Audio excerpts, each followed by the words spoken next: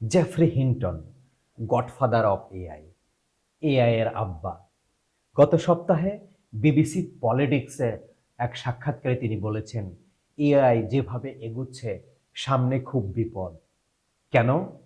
কারণ তিনি বলছেন, এআই যেভাবে সুপার ইন্টেলিজেন্স হয়ে উঠছে, কোনো এক সময় হয়তো মানুষকেও ওভারটেক করে যাবে এবং মানুষের চেয়েও সুপার ইন্টেলিজেন্স হয়ে আমাদের সামনে ফিরে আসবে। তখন মানবতার বিপর্যয় হতে আসছে।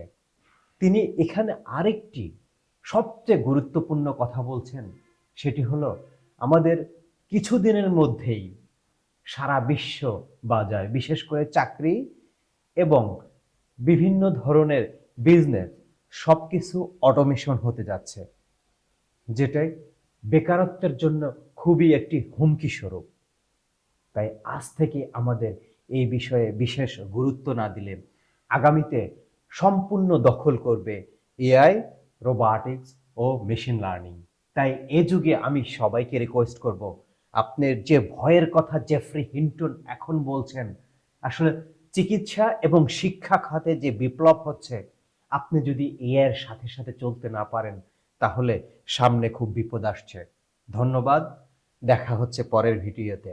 টাটা।